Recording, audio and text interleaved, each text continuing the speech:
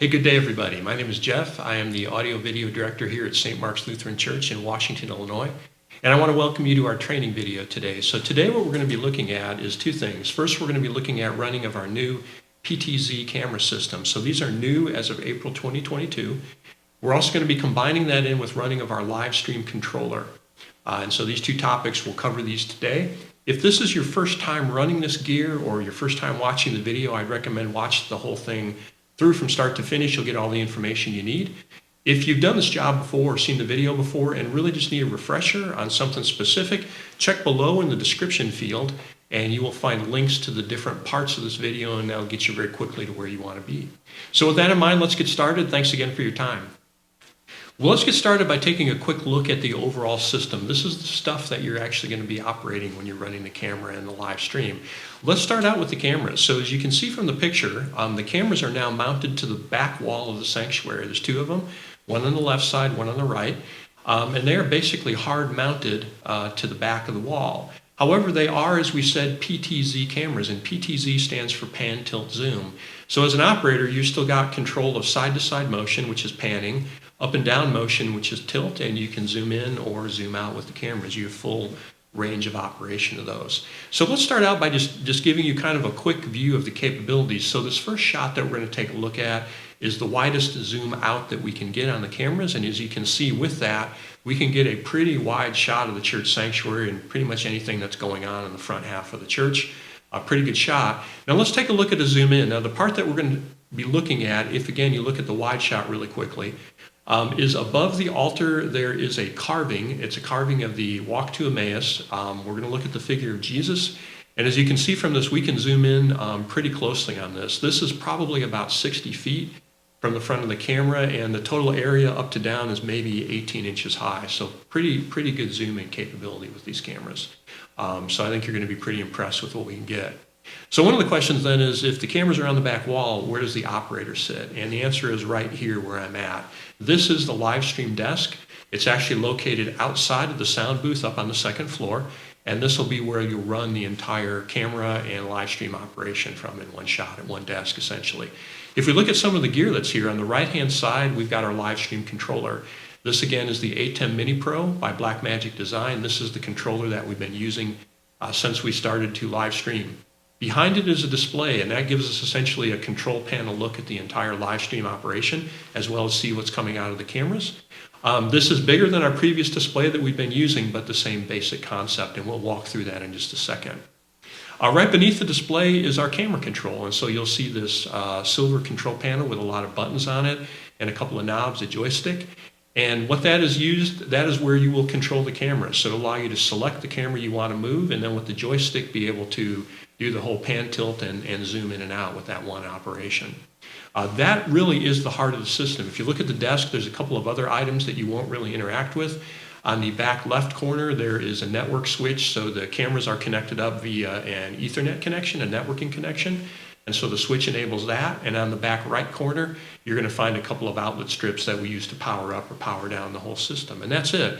It may look pretty complicated at first glance. There's a lot of buttons and a lot of things going on the display, but this is actually going to be very simple for you to run. So let's get a little bit into the details. We're going to start out by taking a look at the live stream controller and what you'll do to run that. Stay tuned. Okay, so let's take a look at the live stream controller. So again, this is the controller in the display. And we're going to start by taking a look at the display and the information that's on it. So what you're going to see is several rows of information, of pictures, of video on the display. We'll start with the top row. And what you're going to see on the top row is basically what is or will be going out in the live stream. So right now our live stream is off. There's nothing we're broadcasting. But if we hit the on-air button, that image, that video feed that's shown is what's going to go out. You'll notice it's repeated twice, so it shows up on the left-hand side and on the right-hand side. There's reasons for that we won't go into here, but just know that it's the same thing, and that's what's going on in your live stream. Right below it is a row of basically 4 video images that are going on. And those are basically your 4 inputs to the controller. So as we said, you can feed in 4 different video signals and then select which one actually goes out. So what you can see right now is we have number 3 selected, which is our left camera in the church. But again, if we start over on the left-hand side of the display, you're going to see the left and right camera views. And again, these are the two PTZ cameras in the back from the left and right side. And this is from the perspective of facing the altar. So if you were standing in the back of the sanctuary looking at the altar, there would be one camera on your left-hand side, one on your right. That's how they match up here, left and right. Right next to that is one labeled Slides Video, and this is basically what is coming out on the sanctuary projector. So if you wanted to switch over and show a slide, lyric slides to a song, the Apostles' Creed, a video that we're showing, for example, you're just going to hit that one, number 2, and you'll get that on. And then the one on the farthest left-hand side, which is labeled Camcorder, this is, it's black right now. We don't have something on it, but this is for our legacy camcorder system. So we used to use the camcorders, and we can still plug one of those in and use it if we want a different shot or a special shot, whatever. So that's in there. You'll also notice that one of these boxes is highlighted with red, and that red also shows you the one that is actually being shown on the live stream. And then finally, down at the bottom, you'll see basically a row of status boxes, and we don't use all of these. So to start out, there's really 2 that are going to be important. The second one over from the left-hand side basically shows us the status of our live stream. Are we off, which is what it says now, or are we on the air? So once we hit the on air button, that will say on air and will basically tell us that at that point we are sending video to our YouTube channel. Over on the far left-hand side is our sound meter, and the sound meter basically shows us our sound level that's coming in. The controller is connected up by cable to the sound board, so the entire service, sound from the entire service is feeding in and being matched up with the video. What you need to know is if that were to show nothing while there's things going on during the live stream, it basically means our sound is muted. But those 2 status are what you need to see. Am I on air or not? And do I actually have sound and sound levels? So with that, let's take a look at the controller. All right, so let's take a look at the live stream controller now. So when you look at this thing, there are a lot of different buttons on it. The good news is we're not going to use most of them in operating the controller. So the buttons that we're going to use most often are the 4 big buttons labeled 1, 2, 3, 4. And these are the buttons that allow us to select which of the 4 video inputs we actually want to show on the live stream. And again, for the one that is chosen right now, you'll see that it's actually highlighted in red, so it's very easy to see what you're seeing. Right now, what you'll see is we have the left camera that's selected. It's number 3. If we want to switch over to the right camera, it's as simple as pressing the 4 button, which is input number 4 for the right camera. It lights up. That's what's being shown now on the live stream. Fairly simple.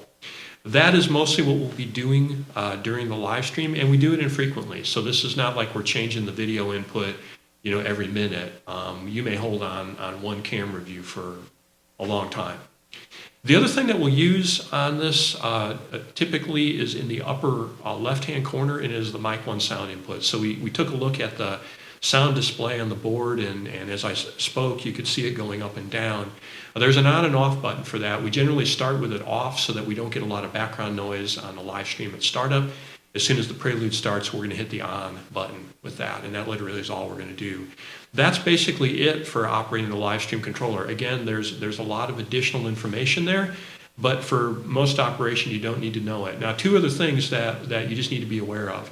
When you come in general, this will be set up and ready to go. And you don't have to do that. But in the event that you do, you will be provided with a setup or startup checklist, and that will take you step by step through which buttons you have to push on this controller to get it in the right shape. So not any worry there at all. The other is, for starting up and stopping the live stream in general, myself or one of the other leads will work with you on that. But again, in the event that you have to do that by yourself, we have a live stream startup and ending checklist. It is up on the wall over here to my left, and again, very simple process, and it's just a step-by-step process, but all that stuff is outlined. So again, in summary, this is the live stream controller. It's got a display. It tells you exactly what's going on. You can see very clearly what's being shown in the live stream and what's not. The controller is really very simple when you boil it down, and you're mainly going to be worried about the 4 buttons that allow you to switch to a different camera view or slides, etc. And so that's fairly simple. So now what we're going to do is we're going to take a quick look at how to actually operate the PTZ camera. So stay tuned. Okay, so now we're going to go ahead and talk about the control and movement and use of the PTZ cameras. So again, we've got our display that allows us to see what's coming out of the cameras. We've got our controller that allows us to move them. So once again, we've got 2 cameras. They're identified on the display as left and right, and again, that's left and right relative to facing the altar from the back of the sanctuary. On the controller, these cameras will be identified as Cam 1 and Cam 2, and this just matches the nomenclature on the buttons. If you ever forget that, which one is which, you will find a little cheat sheet, and it's got that down in the lower corner. Again, Cam 1 is the left, Cam 2 is the right. So you're going to start out by pressing one of those buttons. Now what we're going to do here today is we're going to move the left-hand camera. So I'm going to select Cam 1, I press that button. And now what you'll notice on the controller is I've got two other controls. On the right-hand side, there's a full joystick. And if I go ahead and grasp that joystick right now, what you're going to find is I can move that up, down, back and to the right or the left, and I can twist it to zoom in and out, and that's going to give me my full camera motion. Zooming again is done by twisting the knob, and moving the joystick up, down, left, right allows me to pan and tilt it, and I've got full control of the joystick with that. On the left-hand side of the controller is a little rotary knob, and that rotary knob will allow me to also zoom with that control as well.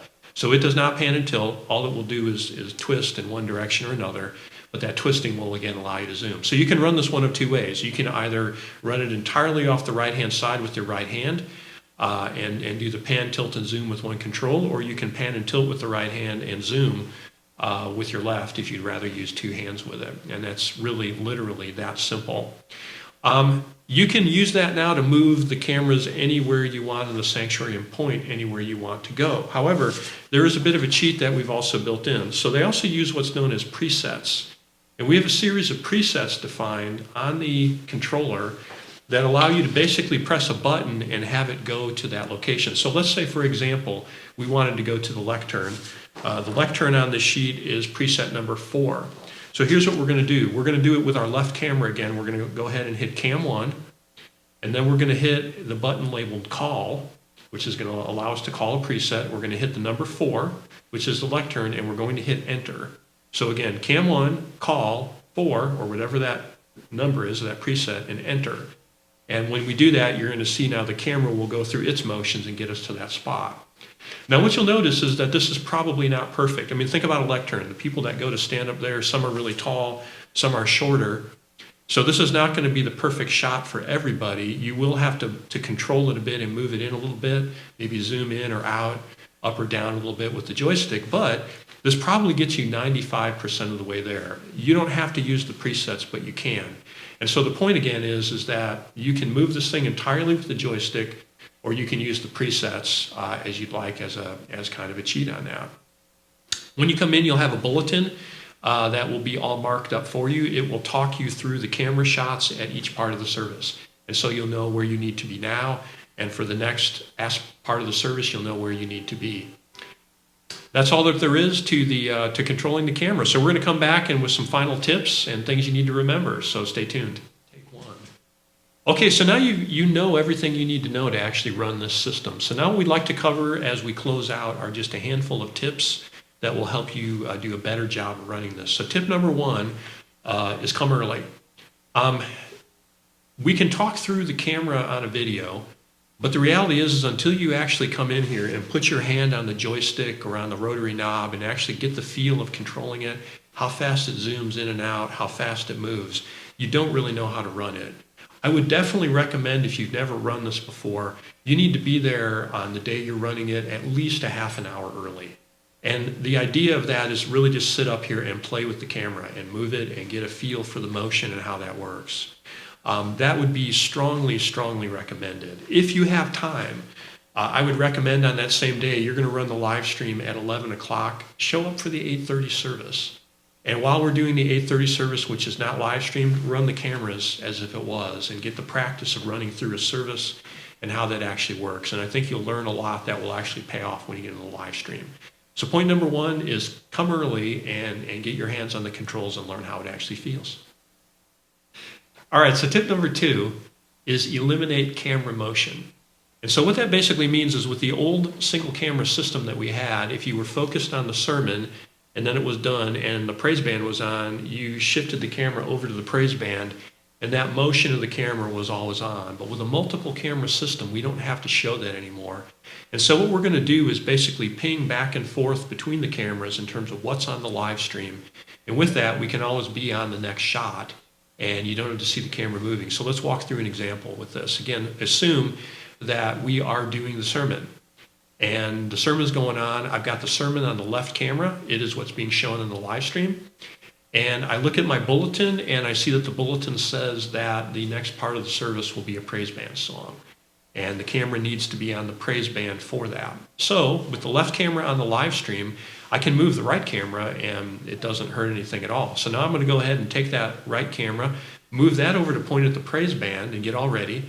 And now when the praise band takes the stage, the sermon is done, they start to sing, I can move over to the praise band by hitting the number 4 button on the controller, hitting the right camera button and getting that live.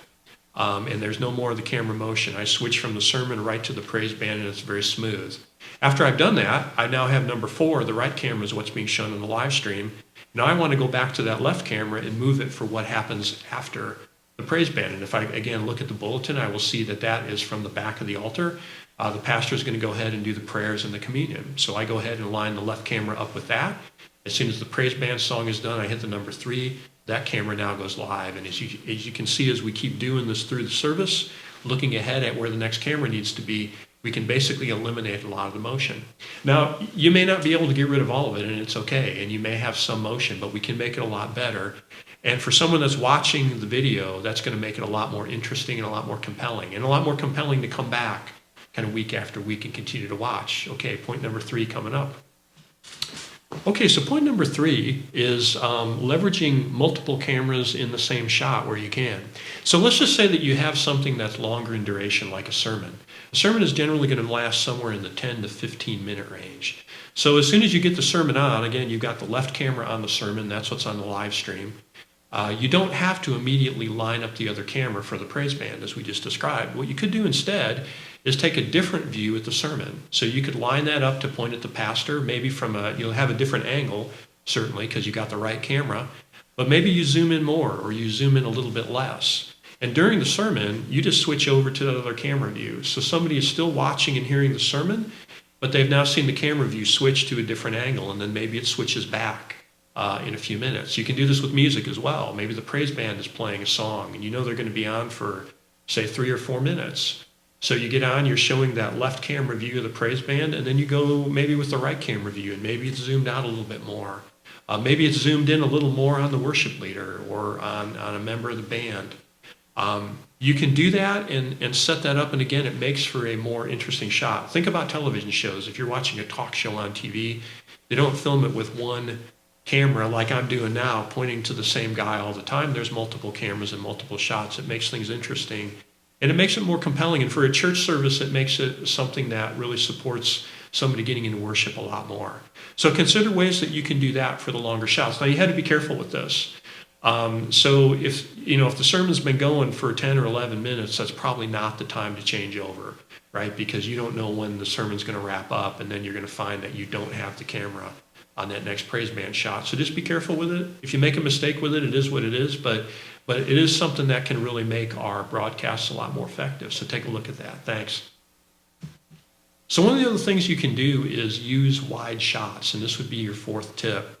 So what do I mean by this? As you've seen from the zoom at the beginning of this, we can zoom out pretty far with these cameras. And there's places in the sermon where a wide shot is actually really good. A good example recently was we did a Palm Sunday service. We had the Palm Parade of kids going through the church and waving the branches. For that, we showed that as a wide shot so that at some point in the service you could see a wider shot of the kids walking the aisles waving the palm branches, and it was really effective shot. Think about communion. Oftentimes, we will show just lyric slides during communion, and that's still fine. But what you could also do is line up a wider shot of the church, have the praise band in the song so that people can hear the music and see this band playing, but also showing the activity that's going on during communion, a wider shot that shows the front of the altar area where the communion elements are being given out and people standing in line and receiving the elements. That can be a very effective shot as well. So consider wide shots as you're thinking about interesting ways to show this. And the last point is just be creative. We are figuring this out as we go, and so there's no set recipe, and having control over both cameras and the live stream controller gives you a lot of creative capability to set the camera shots for what you want them to be, and then decide when and what goes on the live stream. So use that capability, experiment. You may find shots and things that are just really, really good and that we want to have others do as well. So definitely do that.